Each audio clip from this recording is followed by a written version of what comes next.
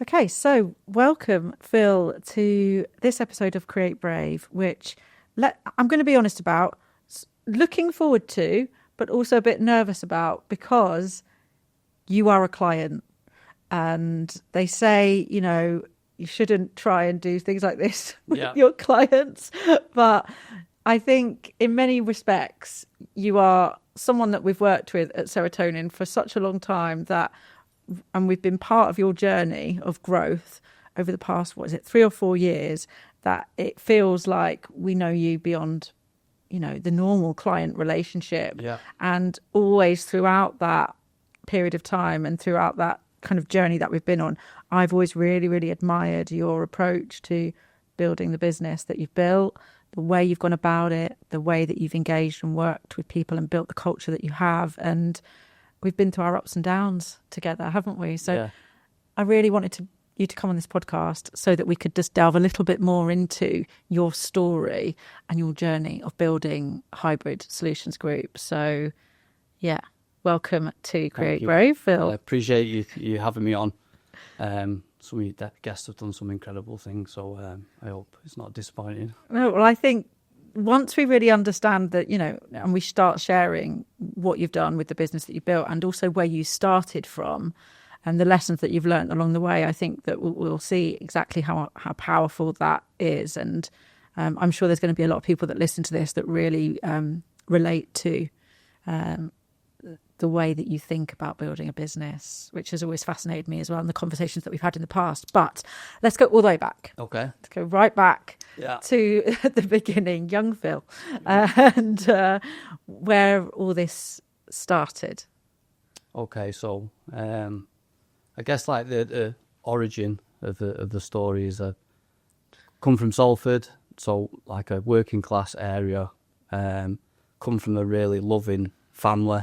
Really supportive, and like when I knew we were going to talk about this, like I just really try to think back to like early childhood and what that was like, and the first thing that came to mind was like I just tried everything, so like mainly football, played football, but then like I would come home one day and be like, oh, play roller hockey, and then my mum and dad was like, yep, okay, let's do that. And then like, oh, what do jiu-jitsu or what learn guitar? And it was always, go for it, do it, try your hardest. And it was always that like really supportive place where it was just full of love and like a real supporting structure. And I think that is what I want to build as a parent now. But I kind of think I take that into work as well. Like I want that supportive, but also you've got to work hard for it. It's not a given. So that was like the earliest sort of origins. I'm kind of smiling to myself, really laughing to myself, because I can totally see that in you now. Sometimes as an agency, being on the receiving end of a client who is constantly on to the next thing, and let's keep going and let's keep building. I think that we've really seen that and see that in you as well. So it's funny that that's how you were as a youngster as well. Like imagine you were an absolute nightmare. No, I think it was pretty like I would say I'm not like I am now. I was very calm, like not intense. I would say I was a bit of a mummy's boy. I was really good in school. I wasn't like academically. I wasn't really good academically, but I was well behaved. I've like follow rules. Yeah. I tried hard. I was polite to teachers. All that type of stuff. But I would say I'm not similar. I don't recognise that about myself a little bit now. But like, I did. I tried loads, but I was encouraged to as well. Like I was encouraged to try everything. Yeah. And I think that was important. And also like, I think that my mum and dad, like my dad was, they both were from really poor backgrounds, like, so I think they tried really hard to make us like have any opportunity we wanted. My mum told me a story last week that was pretty interesting, that when we were really young, they took us to this like really posh hotel in Exeter, and my mum was like, we don't fit in here, like this is not like where we should be. And my dad was like, no, they need to see it, they need to be comfortable in these situations, because we weren't and they need to be. And I think that, like, growing up, that's always something that I think I've been able to go in a pub in Salford and be fine, but also go in a boardroom and be fine, and speak to clients and hold conversation. And I think I didn't really know that was a skill at first, but I see that as like a massive skill now. Wow, yeah, that's a huge lesson and attitude. And I hope you don't mind me saying, but I think that, like, for somebody who's from like a working class Salford background to have the courage to then, and to have the confidence to then say, no, we also belong in this space, and I am going to walk into that space, and I'm going to show my children that they belong here and they can take up space here, is really, wow, that's an incredible thing that your dad did for you. But I also know what a huge influence he was on your whole life, and we're going to get into that as we talk through this conversation. I have absolutely no doubt. But I guess looking back now at you as around that age, and as you were kind of beginning your career, did you ever have an inkling that you would be kind of where you are now? I mean, let's just give some context what hybrid is, what you do. So we've got we're Hybrid Solutions Group. It started as Hybrid Electrical, and then we split the business into two parts as Hybrid Electrical and Hybrid Asset Solutions, and we work for Hybrid Solutions Group, who look over both. And we've recently brought Passcom into that, which I'm sure we'll get into during the talk. And we're predominantly a maintenance and electrical mechanical installation contractor designer. We're a solutions-based business, so everything about what we do and my kind of personal mission is just to provide solutions to customers. And I think that's what we're really good at. So I want to grow it, so we provide more solutions to more customers, and that might mean we go into different markets and different industries, but that's kind of where it came from and what we are now. Yeah, because you're not an engineer. No, far from it. Can't wire a plug. Yeah, which I've always found curious. Funny. Yeah. Yeah. You obviously surround yourself with people who are absolute experts in what they do. Yeah. Your role has always been to kind of almost like can be the visionary for what this company needs to be, and to bring everybody else along with you. Yeah. Was there like a pivot point in your life or in your career where you started and you were like, this is the right for me, entrepreneurship or this sector? Or yeah, well, I think my dad was an electrician, and then got a job in sales, working in telecommunications, and then later had his own business.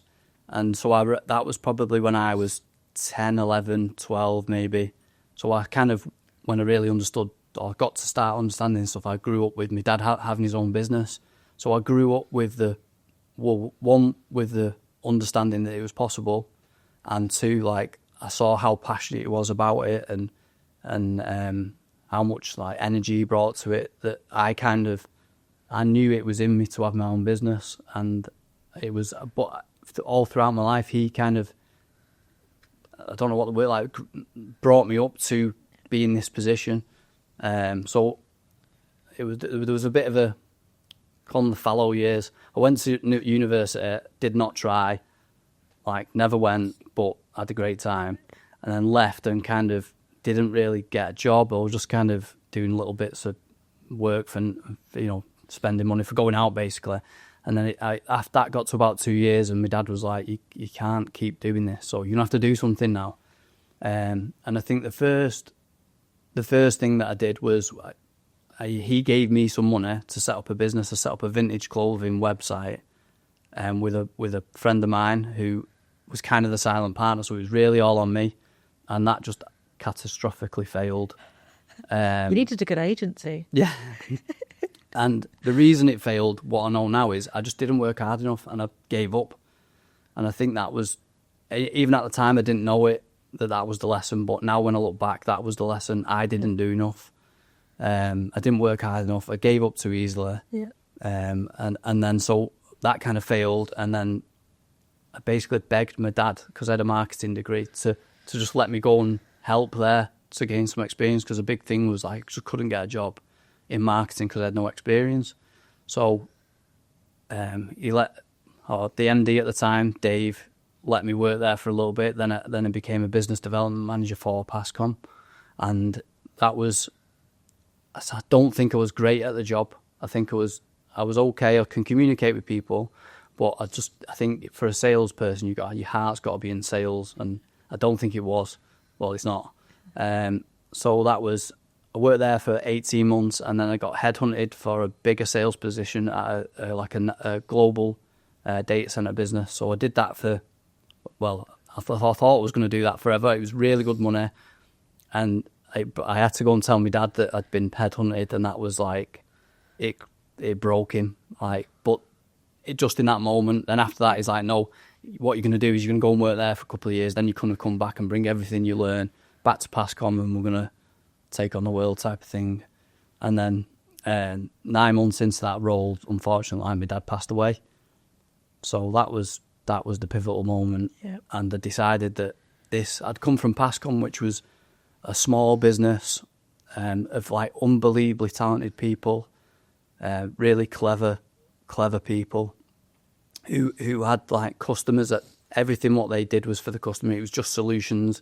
They were known on the rail for providing telecoms systems and products for complex fibre systems, and so I was really close to customers then, and like they would basically every decision was made was considered. Customers were considered. When I went to a big, huge company, it was almost like a customer was a problem, and they were the last thing to be considered. And I was like, I can't do this, and my boss was a complete knob, so that didn't help. And then my dad died, and I was like, yeah, this isn't for me, I can't do it. And then a relative who had a successful business, I was like, we'll set up on our own, like we'll do it together. And I think that was it was either naive or arrogance at the time, like, hey, I can do this, I've been training for 27 years for this point. But yeah, so that's how we started Hybrid. And that was the pivotal moment really that made me do it. Yeah. And I obviously have heard bits of this story at least before, so I also know what happens after that. And we'll come back to that later on in this, because there's a really incredible full circle moment that happened last year. But we'll come on to that, because what I want to talk about now is, I guess it's a little to do with your dad, but also to do with the value system that you have. I've always admired you for the way that you, like I said at the beginning, the way that you approach things and the values that you inherently have, but don't just have, you actually act upon. And I kind of see that in the way that you build the business and the culture. And every time you speak about your dad and the impact that he has, it does feel like those have come from what you've seen from him or what he enabled you to do. So do you see yourself in that way, as having like a value system? Yeah, it was something I probably never really thought about as much, but I thought about quite a lot over the last couple of years. And I feel like I've got some like very simple like laws of what I will live life by, and that do what you say you're going to do. And I think that is the most important thing. I think like my dad had always given me advice, and he was like, as long as you do what you say you're going to do, you will go far, because basically not everyone does that. Be generous. I think like whether that's with time or treating those around you, I think that's really important to me, to be generous, like with those around me and my family and friends. That's like integral to who I am. And then I think the other one would be never think you're too important not to have the piss taken out of you. And I've been to your away days, so I know that is pretty... Because I'm sick of seeing like, when people get a little bit successful and then they think the chocolate, and I just think you've always got to be prepared to have the piss taken out, because and this is work, and obviously it's a massive part of my life, but it's work. It's not like the be all and end all of life, and I think it's really important to me, and it's really important we drive, but you can't get too ahead of yourself and start acting like a dick. And how do those values which you've got, how do you see them play out within Hybrid? I think like we the people who do well at Hybrid are those things, and they like either knowingly or unknowingly are that type of person. I think where we've not had success with staff members is when they don't fit into those type of things, those values. But they're not our company's values. They're just like, that's just me. Yeah. It's interesting though, isn't it? Because, you know, knowing the team and knowing the business, I do feel like when you describe your personal values, they may not be the company values that are on the wall, but it does feel like those values are instilled within the culture. You know, if you think about the way that people view success within your business is very much about like, we're all in it together. And, you know, we do or die together. Yeah. So I know that there's been things that have gone wrong in the past. You're all in it together. And in the same way, what you celebrate the good times. And, you know, this idea of do what you say you're going to do. I'm sure that has been repeated to me countless times by not just your senior leadership team, but by, you know, engineers that work within hybrid too. So it's interesting how these are personal values, but they also are the culture. Do you find it like, how do you activate that within a company culture? How do you get people on board with those types of behaviours? Tell them all the time, number one. No, I think it's about hiring the right people and bringing them on that. Like, you have to, I suppose it was like when me, before I didn't know before new values existed and it was just your personality, then you have to teach yourself that is a value and then you have to kind of stay true to it. So it's the same process for other people. Like, you show them what works and you show them what doesn't work and you let them make their own mind up. And then if they don't, they might not work. And that's not to say that people with differing values don't work in our business, but the ones who do really well are closely aligned to those values and they learn them and probably the same, they probably had it in them anyway. And you've given a name to something that they probably felt anyway. Yeah. And I think that a lot of the time, like when businesses talk about values, they're not like, it's like honesty. Yeah. Like, it's just not, passionate. Doesn't mean I'm anything. passionate about marketing. Yeah. No, you're not. Yeah. I'm not passionate about electric. No, you're not. I'm passionate about helping customers and providing solutions. Like, that's what I'm passionate about. Yeah. And I guess that could be any product or industry. Yeah. So it was just, I think, coincidence that I ended up there, but I think I would have had this approach regardless of what I ended up doing. Yeah, and I think that's when it becomes, your behaviours become real and actual. I think I said it on the last episode podcast when I was talking to Dave, and I was talking about like fairness being one of my values, and the only reason I identified it as such was because I know that whenever I see things that aren't fair, it just makes me feel so uncomfortable. Like I can't deal with it. I can't stop thinking about it. Yeah. The small, and I look around and I think other people would let this go, but I just cannot let this go because it feels unfair to me, and I will be very, you know, at some times in my life, really upset about things that I've seen as being unfair. And what enabled me to turn that around from a negative feeling when I saw unfairness was to go, look, this is just who you are. This is just in your DNA. This is one of your values, if you like. Yeah. I started to think about myself like a brand that I work with, and to apply those things to myself. Go, right, okay, so how do I make sure that this is something that other people understand about me, and also I find my people. Yeah, I think that life's just got a way of you find your people, don't you? Like that, like you'll find people who share that pattern. I have a really big, and it was said on your last podcast, like I've got a big, it's probably a personal thing of injustice. Like I can't, I feel like that's my duty to stick up for other people that have maybe not, they don't feel they can or whatever, but that's a big part of, and I think you just find those people in life through business or relationships or... In my mind, these are the qualities of good leadership as well. And I don't think they've always been seen as the qualities of good leadership because, you know, fairness and justice and things like that have often been kind of put at the side in favour of profit or individualism or every man for himself, for example. Yeah. But I think now when I obviously work with a lot of businesses and have done over the years because that's the nature of my job. And so I see lots of different types of leader. And I do think that, you know, it's what you make of it. And if you are self-aware enough to identify that what your actual values are and what makes you a good person and things you believe in, and then you can go and action those things. And for me, that's the best.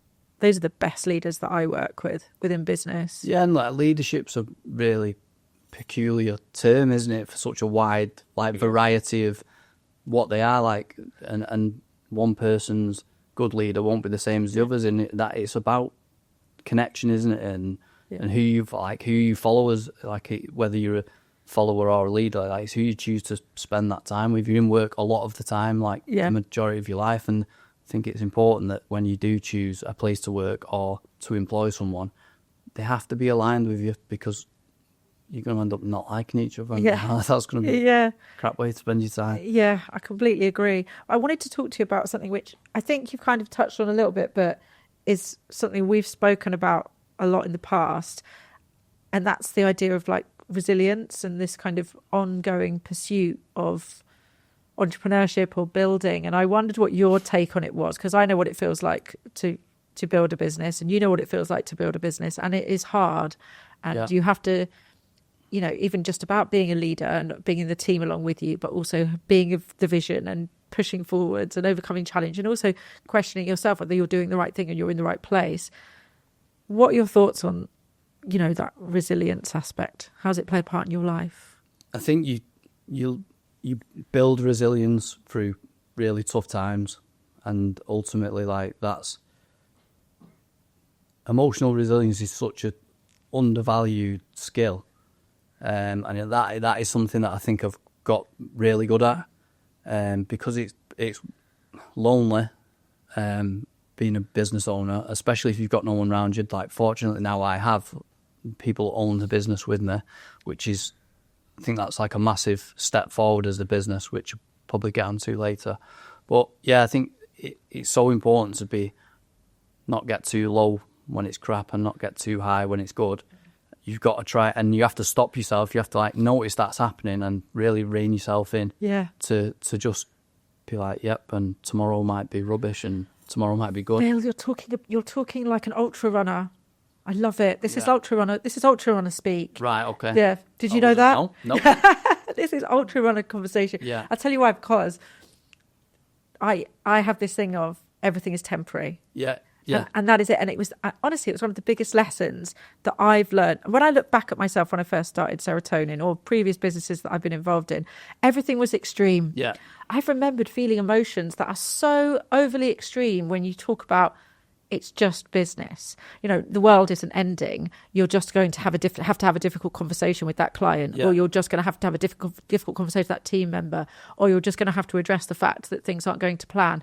And it felt like the world's going to end. The emotion of the situation, the fear, the worst case scenario, everything really, really, I want to get out of here. Yeah. And then also feeling ridiculously over. We've won a new client, let's celebrate. Yeah, we've won a new client. All the problems of life are solved, and, you know, well, let's go out. And everything being incredible. But I think as I've got older and as I've continued on this like journey, and it sounds sad that everything's become more measured, but actually it's not. It's a much happier place to be. I think overall, on average, you end up being happier more of the time than living your life through these extremes. And this idea of this too shall pass, everything is temporary, is like, to bring it back to ultra running, because you have recently run a half marathon. So I do know, and think and that's why you got me on the podcast. I think you'll know what I mean. You are a runner. Yeah. Over 5K this week. Did you? Yeah. I'm impressed. I'm happy. But that feeling of, you know, even when it's really bad, things might really hurt, then 5 minutes later the sun will come out. And you'll be having the best feeling ever. Yeah. Or someone will just get, you know, if you're doing your half marathon, someone by the road will just pick your name out on your bib and cheer for you. Yeah. And it will lift you. Or you'll see someone that you know, and you never know what's around the corner, and it will lift you up. And as much as the good times don't last, neither do the bad times. So roll with it. Yeah. That is that's for me is resilience. Yeah, and that's the stuff that you wish you would have known at the start. Yeah. I guess it's having, but I don't think if anyone would have told you would have listened anyway. I think that's just something you have to learn. Like if someone had told me, you know, if we'd lost a really big client, if someone had come up to me and said, "Don't worry, Claire, this too shall pass," I think I'd probably have knocked them out. Yeah, because you don't want to hear it at the time, do you? Like, no, the world is over. The world is ending. Yeah. My business is over. Yeah, or COVID. Yes, COVID, great example. Yeah. Like when COVID happened, I remember we got the call. We've got engineers in the tunnels in London. It was like they've told us to go home. That's it. God. And I was like, right, it's good owning in a business for a few years, because we're not going to survive. And we did, and from COVID, we've like the growth rate has gone massive, and I think that's because of the lessons we learn in a really tough period. Yeah. Because you don't learn when it's going well, because you think you're fantastic. Yeah. but when it's bad, it's forced you to reflect. Yeah. But also, I think that reflecting when it's bad, but also not getting too down about it. Yeah. And as long as you're learning, it's fine. It's part of the process. Just carry on. But when you said about it being measured, I think that's, as a business owner, that is your role, to be measured and make it. I would try and look at it as the person employed by the business and the owner of the business, if I put my owners of the business hat on and speak to myself as the manager of the business, like, your responsibility is to manage the business through these times. Yeah. And I think that's very important to know when you can't get too excited, you can't get too down, you've got to plod on. What are you going to do? You're going to have to carry on anyway. Yeah. Because you've got 60 people to look after, so you've just got to keep going. And yeah, that was like a really important lesson, I guess. And back to the emotional resilience, you build that up, and it's something you can look back on now and think, yeah, I probably am. Yeah. But not something I was consciously working on, I guess. I can't believe you've learned all of this and you didn't even have to run 100 kilometres to do it. Yeah. Wish I'd known that last year. Yeah. What about luck? Run 13 or so. Keep that on record. Yeah. What about luck? Does luck play a part in any of this? So, no, is the short answer. But I don't want to say there's no such thing as luck. Obviously, winning the lottery is luck. The weather is luck. But of the things that you control, there is zero luck. And we had a conversation last week or the week before. A big opportunity came in, the big contract, 14 years, and someone mentioned, we needed a bit of this luck. And I was like, look, like, this is not luck. We've been doing this 13 years. Like, this is consistency is what it is. And doing all the right things. So no, I don't think luck. I think things can happen that are out of your control. Yeah. But if you just do the right things, then the right things will happen. And it might not be now, it might not be next year. But if you continue to do the right things and do them well, I think that luck doesn't play a part of it. Fortune favours the consistency, I guess, is the way of thinking about it. But yeah, I do think that there's like an idea now of, because you see a lot of, people wanting things now. Everything that you've built over 13 years, people are like, well, I would quite like that to happen for me now. And why isn't it happening for me now? And it must be because I'm unlucky and Phil is lucky. Yeah. And it's not. Because people don't see the work that you're putting in or have put in, or bad decisions you've made or good decisions you've made. It's like going to the gym. You don't go to the gym once and then get a six-pack. Yeah. You get a six-pack by training every day, eating well, and it's consistency. Yeah. It's not one. You don't come in one day and have a 10-day and then the next day have an 8, and it's just consistently being 8, and then a couple of 10s, and it's not about like raising the bar, just raising the floor. So your bad days are not that bad.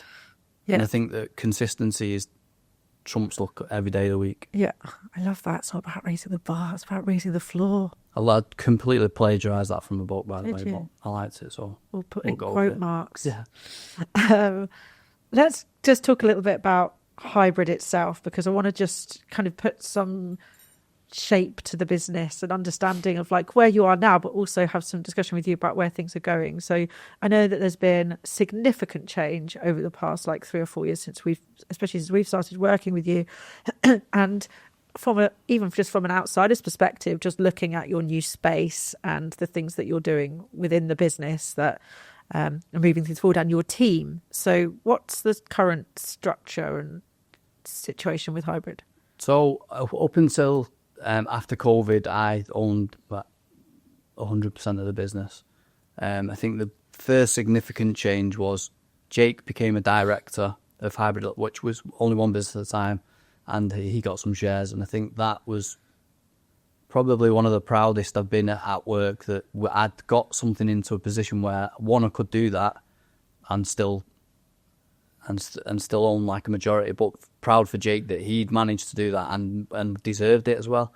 So that was like a real step forward, and something that I realised that at that point was that you don't need to own everything. Like, it's better doing things together. It's like something shared is better than just having it on your own, and to share the stress and everything. So our business was predominantly road tunnels, maintenance and projects on road tunnels. And then about 2018, we won some facilities management in the build to rent industry.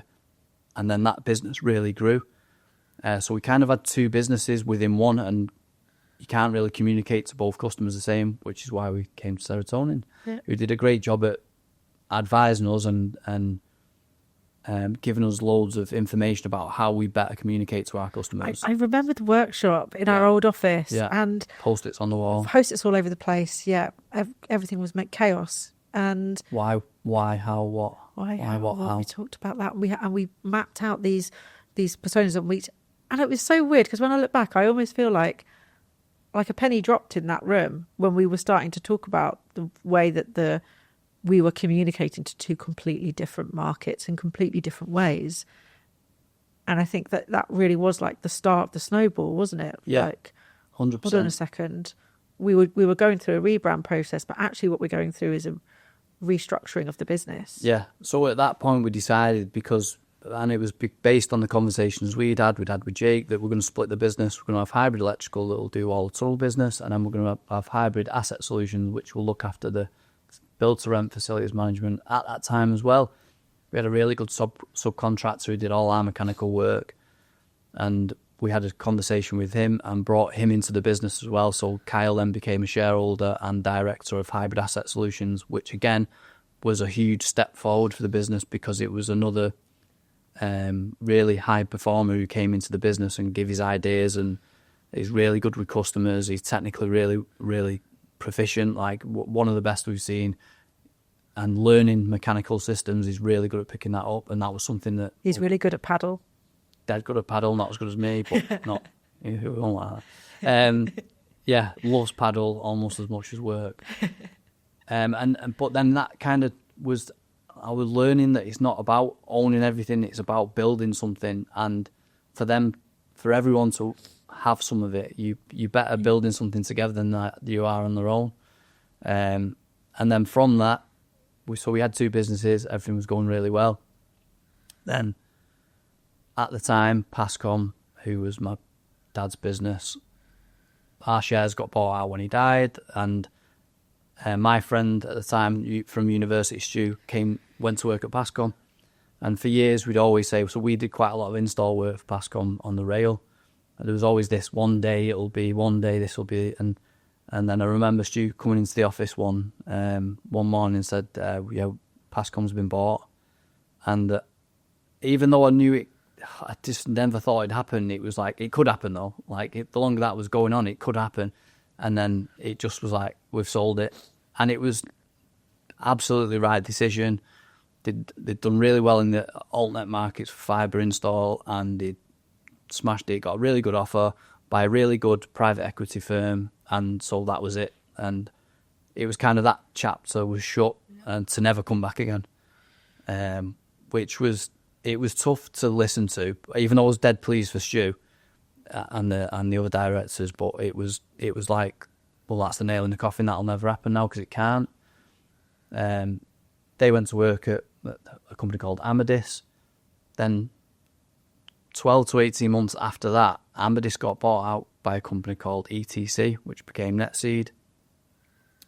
And I don't know the ins and outs of why this happened, but they shut Warrington down, or were shutting Warrington, which was Passcom, because it didn't align with their business model.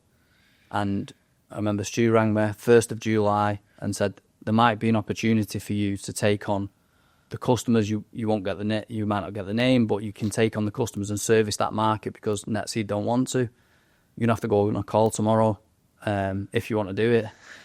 So I was like, well, I'm doing it. Obviously. That's not a question. Yeah, it's my destiny. Yeah.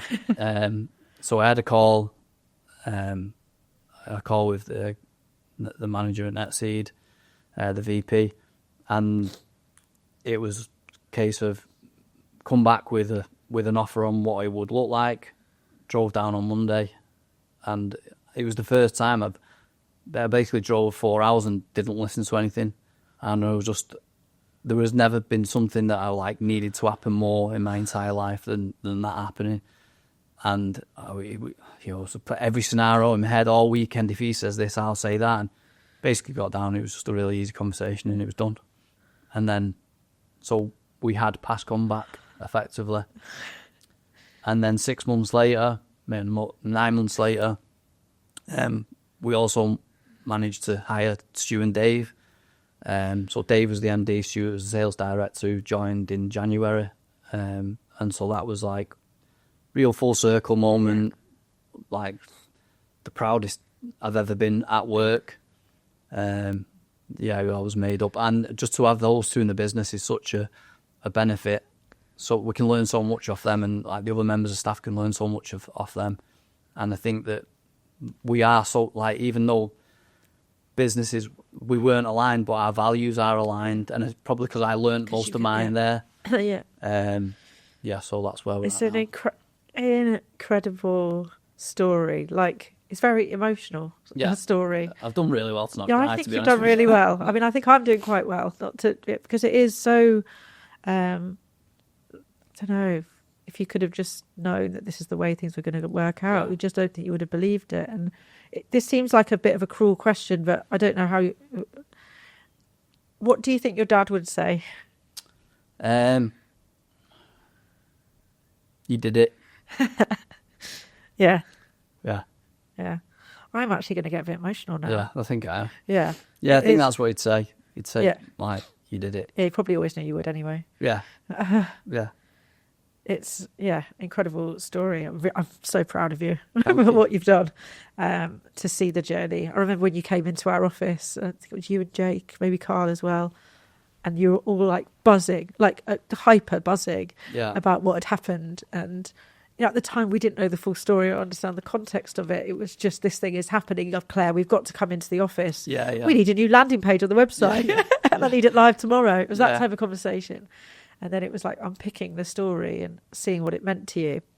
It was like I just kind of threw away the comment, it was your destiny, but it does feel like it was your destiny to pick that up, to give that thing back that your dad gave to you, and to pick up where he left off, but to take it further in your way. Yeah. Like, I think that's the real interesting thing is going to see some of the customers and speak, like old members of staff, like it's telling me stories about my dad and your dad was there, and it's amazing. Like, I love it, but then it's made me realise, like, I'm not my dad. Yeah, like I'm me. Yeah, he's had a huge influence, but I'm not the same as him. Yeah, you're not following in his footsteps. No, you're taking the baton. Yeah.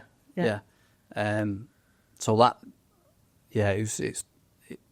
I'm really proud that we've managed to do that, and to NetSeed for letting us do that, because they didn't have to do it, and they did. Yeah, it's incredible. I was really proud of you, happy for you to have done what you've done. And what do you think, like, the next 5 years looks like for Hybrid? I want to grow. So that was probably the other value that I'd not said about myself, but like, I am. That is at the core. Like, I have got to grow personally. I have got to grow, and the people around me have got to grow. And I think that the risk is that you measure that growth on turnover. In a commercial business, you measure it on turnover and net profit, and I think they're the two real easy measures that prove that you are growing. But it's not just about that. Yeah. And it's probably, they're a result of what you do. They're not a reason, or they're not what you do. So they're a good indicator, but actually if you get into the detail and you do really do what you say you're going to do and do it really well, that will look after itself. And so the next 5 years are more growth, probably more companies under the Hybrid Solutions Group, and maybe some under each of the businesses. But it's hard to say where I want to be in 5 years, but I want to be doing this, and I want to be doing more of it. Yeah. And by this, we do mean a little bit of podcasting, don't we? Like this right now, because, I mean, you don't get to hang out with Serotonin for too long before we are, kind of pushing you to Yeah. out of your comfort zone in terms of building, growing, creating that brand. And that comes down to things like personal branding as well, and getting your story out and sharing that. And a small part of that is what we're doing today, but a much larger part of that is the investment that you've made in expanding the way that people will think about or come into interact with hybrid. Think about engineers and your sector. It's not, like, no disrespect to any engineers listening to this, but it's not always the most kind of forward-thinking, brand-led sector. Of course, it's built upon trust and very strong networks, but really those are the things that people have relied on in the past, as opposed to seeing that you can kind of break the mold in the storytelling side of branding. And I do think that you have been doing that differently, but are also really kind of pushing to do that differently. Now, how does that feel? So the branding of the business and doing things differently from a business point of view, like Serotonin have done like an incredible job and continue to do so. And the advice they've given is 9 times out of 10 right, if not 10 times out of 10. And so that I'm so pleased with. It's worked. We've just done a new marketing strategy for the next 12 months. Like, love it. Looks great. It's definitely going to work. Personal branding bit, I have struggled with. I've got LinkedIn, but I don't have any other social media. And I think that's come from a place like, I don't want to, like, no one's asked what I'm doing if I'm going on holiday, or like, I just don't see it. So, but I recognise that it's my duty as the managing director / CEO, whatever the title is, that I need to do that for the business. It's not a personal thing, it's for the business, but I struggle with it. But it's something that, because I struggle with it, I've got to do. Yeah. So, like, I think that about a bit like having the courage to put yourself out there and take criticism and do it anyway, I think is really important. And it's important for our staff to see me doing it, because how will they do it if I'm not doing it? Yeah. But I've just got, I'm conscious that I've swore a couple of times, so I don't want to swear. You're allowed to, it's fine. We're not, like, I don't think we have any rules. But I've got a real, like, high filter for just being a wanker. And it's very close line with a lot of personal branding to be that. So I've got to, like, that's the thing I've struggled with. Like, but then I just think, actually, when you boil down to it, nobody cares. Yeah. No one cares about me. Yeah. So I'm just going to do it, and I've said I'd do it, so I've got to do it now. Yeah, I think we've signed off the strategy, so yeah, there's no paying for it now, so I'll do it. Don't go back. I think that there is this, like, weird discomfort, isn't there, when especially when you think about it in terms of, like, oh, it's personal branding, and now I'm on this thing where I've got to, like, sound like a dick on LinkedIn, and that's what it is.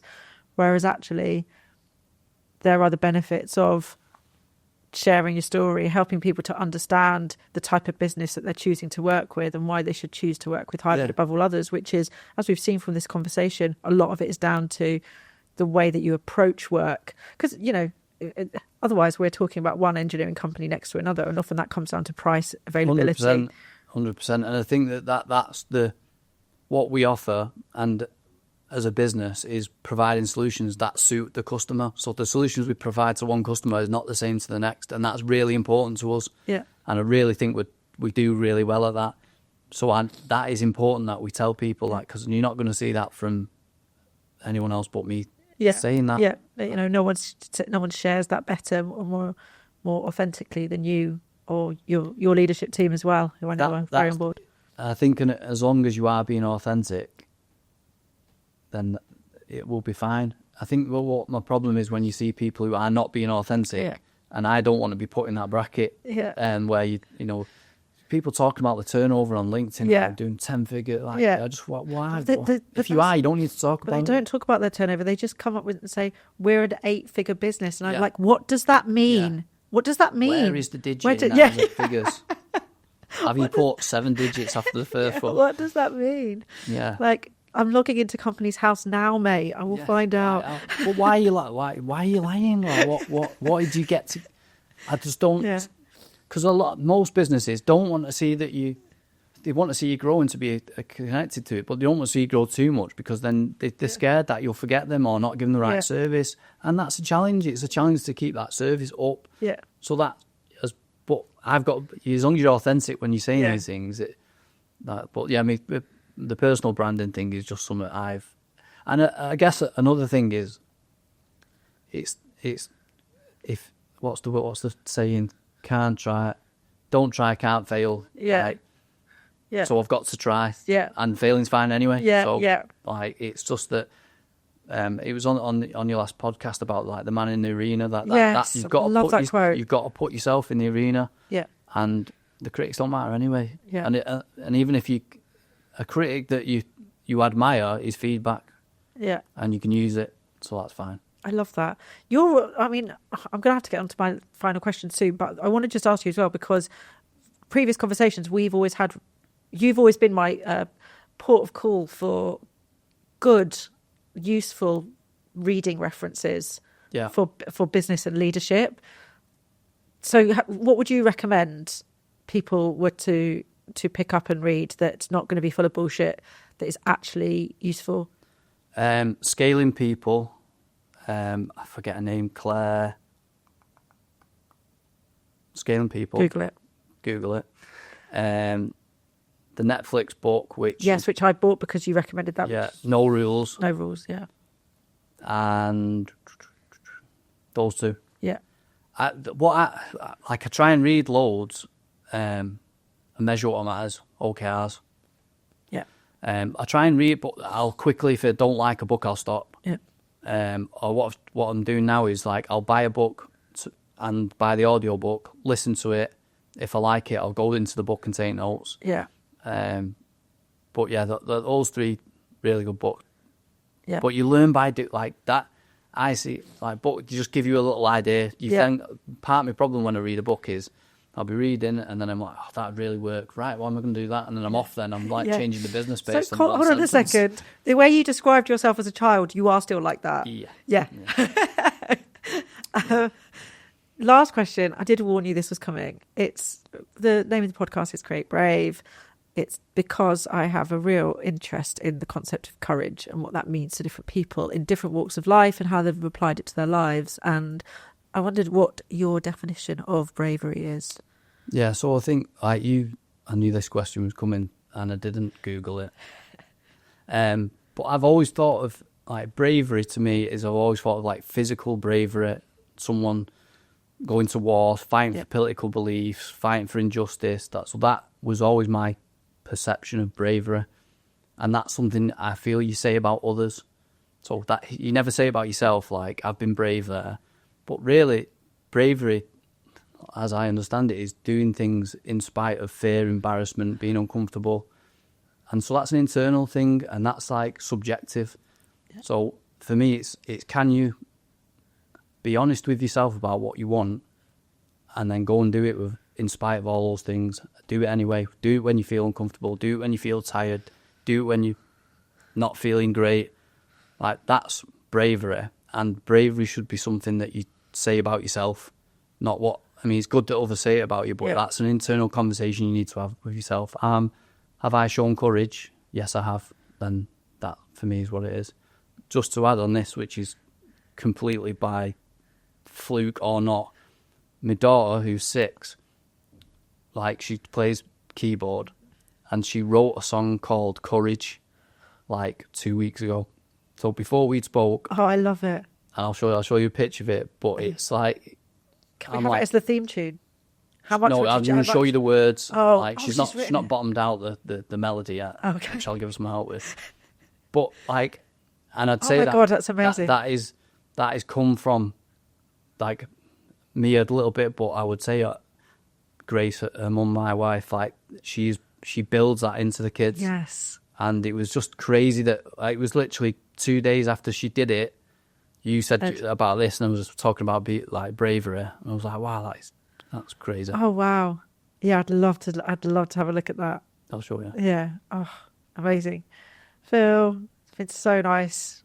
We could obviously just go on and on. Yeah, but we're gonna pause there and just thank you so much for sharing your thoughts and your approach on things, your story, which I know is not your normal story of building a business. And I'm just, just to go back to that full circle that you've had is just so brilliant and been so wonderful to see and be a part of. And I just know that you're just going to keep on going and keep on building, whatever that is, and through the highs and the lows. I know you'll do it. So thanks so much for coming on and sharing with us. Thanks for having me. Really appreciate it. Thanks, Phil.